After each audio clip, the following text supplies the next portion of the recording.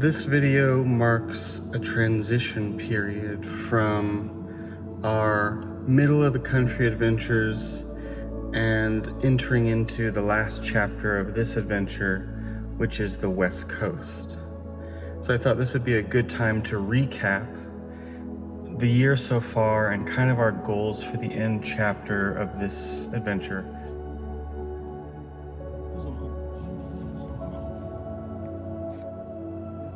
It's like a gas station turned into an Opal shop that's closed.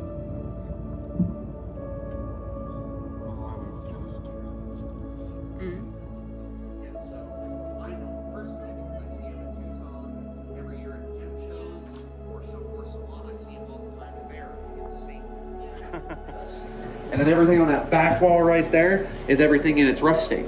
Oh, cool. In this area? Yes, sir. Yep. We've owned the mine for 60 years. I'm fourth generation of the family. Wow. And so we do everything. We do the mining, the cutting, the jewelry work, all of it. Very cool. It's way different in several factors, but it's similar to Australia in comparison of quality. You can see the opal inside of the hard rock matrix. Yep, and you'd use a saw to get all this out. It takes a lot of skill and practice to cut art.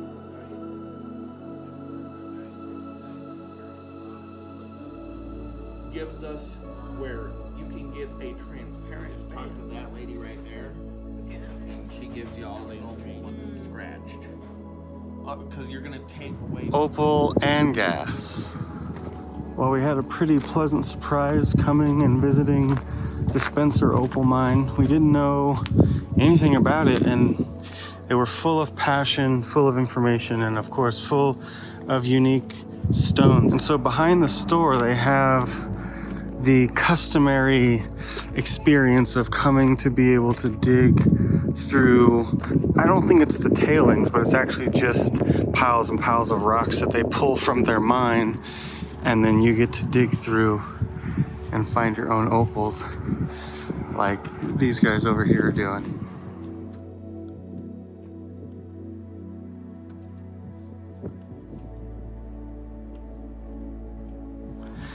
There's a couple other opal shops in town that we didn't visit. This one's not open today, but it is pretty cool because they've got actual cutting machines outside.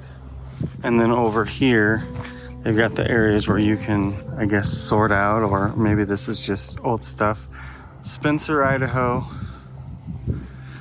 an unknown discovery for us, at least. Spencer opals. So we left Bangkok in the middle of January, and I headed to America to pick up this car that I'm currently sitting in, which was in Seattle. So I drove the car from Seattle down to LA and over to Tucson, interviewing a couple of people along the way, and starting what is to be this long-term research project to document the history of American gem cutting.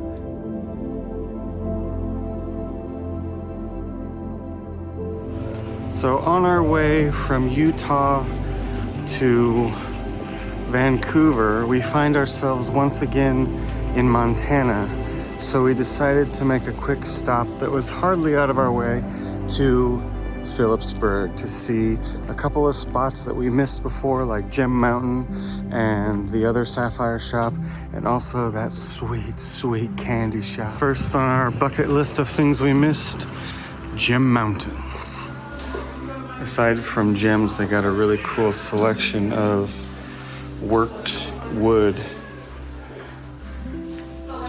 and a beautiful fireplace mantle.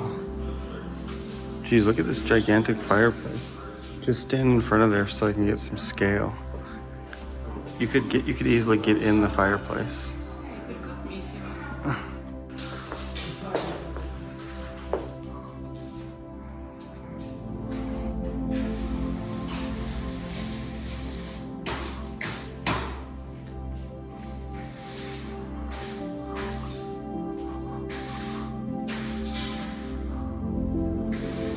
And the middle room is the finest room of all, with all the jewelry. Yeah. all the good ones. This one looks cool as orange. Those two looks cool. Oh yeah, orange and green. Is that price?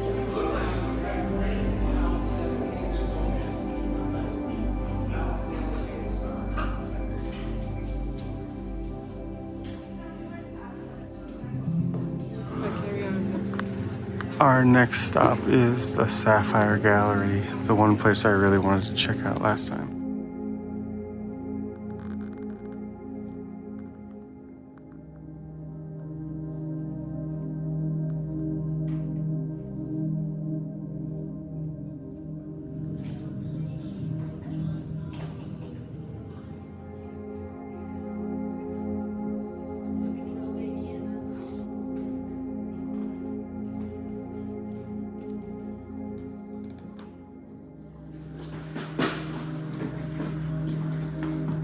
On this side is a real old-timey vibe, and I like it a lot.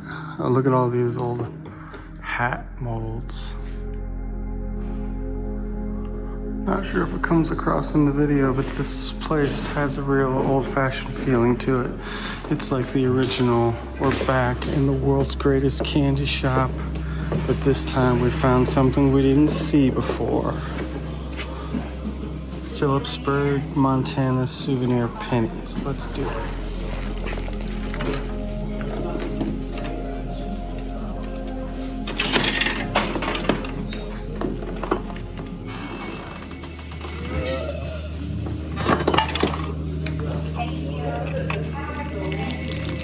Oh yeah.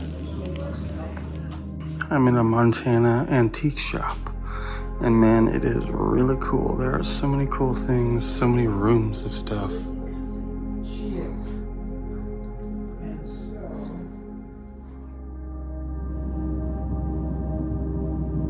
So I'm collecting interviews all along the country as we go, as well as visiting museums and lapidary clubs and everything else we can figure out to find. Well, on my way to Tucson, I was able to get my first couple of interviews. Spent a couple weeks in Tucson selling books. March, April, May, Victoria and I were in Europe. I went to France for a month and we got to go to Paris and visit all of the gem cutters in Paris and interview them. I went to the UK for a month and taught a gem cutting class, as well as did a bit of a training with my friend and mentor, Ken Harrington, master cutter in Ipswich.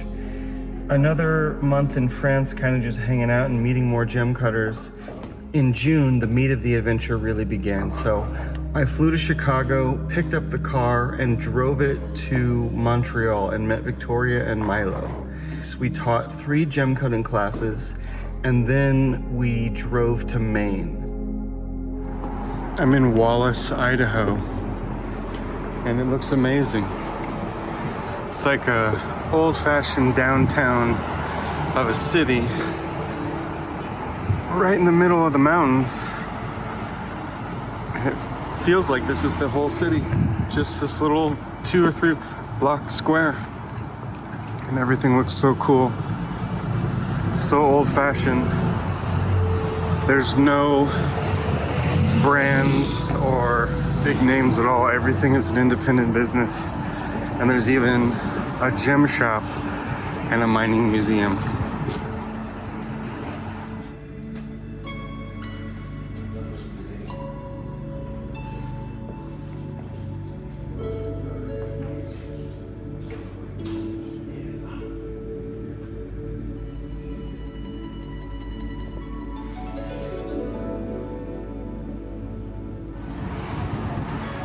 They even have our own spaceship at the old Stardust. Now, Maine was incredible. It was everything that I've been dreaming of and everything I wanted it to be. We found so much good information, so much stuff that we couldn't find without just going into Maine and seeing the things for ourselves, including probably America's oldest fastening machine that's coming from the 1880s, 1890s period. After an amazing week in Maine interviewing people and giving talks, we started to make our way down the East Coast. From Maine, we went into the Boston area. We met up with Gear Loose and some other cutters. We kept going down south. We got to New York City. We gave a one-day class for the GemX people. This is the currently rockhounding shipping container shop. We are in beautiful Northeast Washington, Spokane. And what kind of room are we in here? We are in a single shipment 20-foot shipping container. And it looks like you've turned it into a really kick-ass This lapidary. is my workspace. I do different lapidary.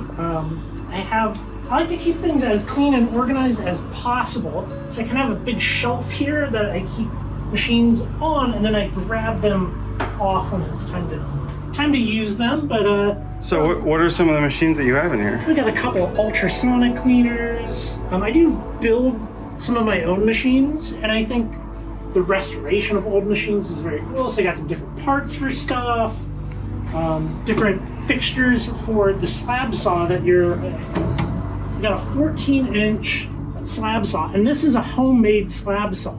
Oh, wow. So back, in the 60s, you would have kits. So, think like Lapidary Journal, you would sell these kits, and this is one of those kits that somebody put together, and I bought it several years ago and cleaned it up. Even though it doesn't look very clean, that's the nature of the slab saw, isn't it? It's clean for a saw. Just leave that open.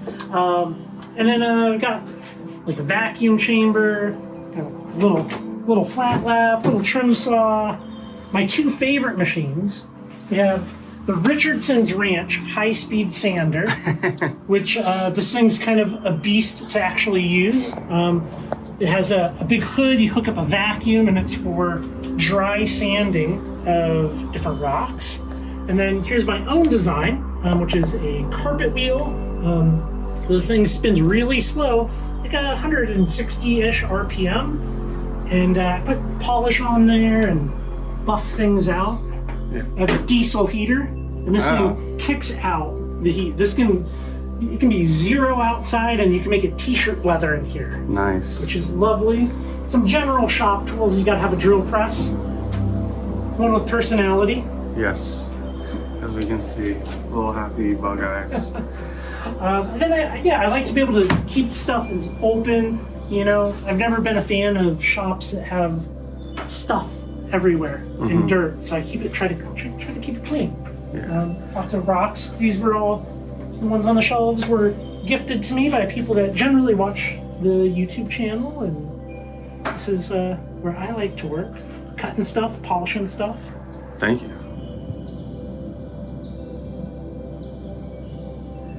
Went down to Philadelphia area and stayed for a bunch of days with my buddy Michael Holmes, who was the graphic designer for The Secret Teachings of Gem Cutting. We got to do a little mining and a little cutting with him. We met more gem cutters and saw America's oldest jewelry district in Philadelphia, which was really cool.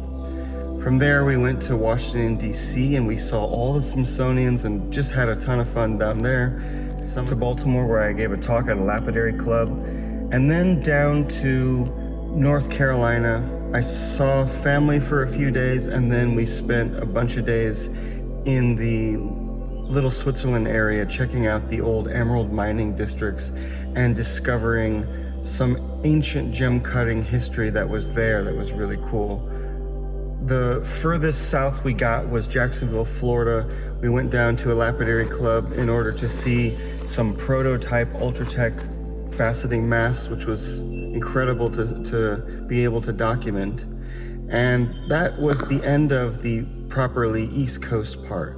From there, we swung up through a bit of the South and the Midwest to get to Chicago. We did a 2 weeks faceting class in Chicago.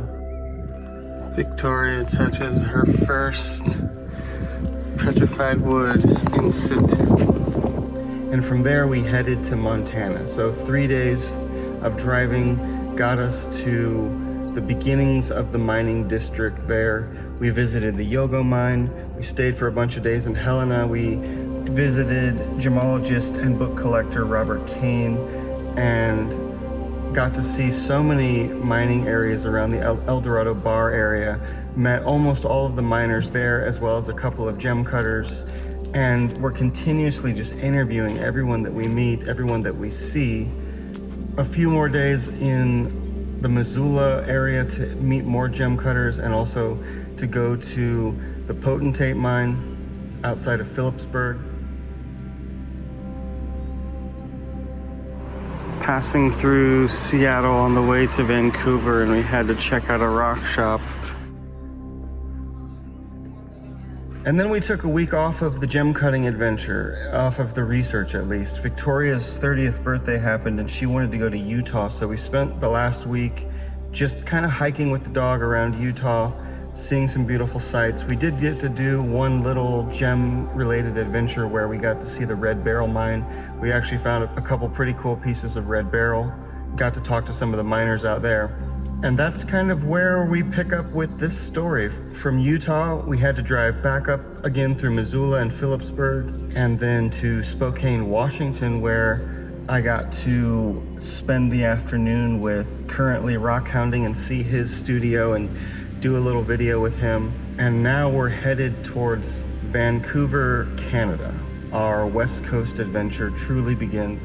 We have just arrived in Vancouver after driving all day, and we got a sweet furnished apartment.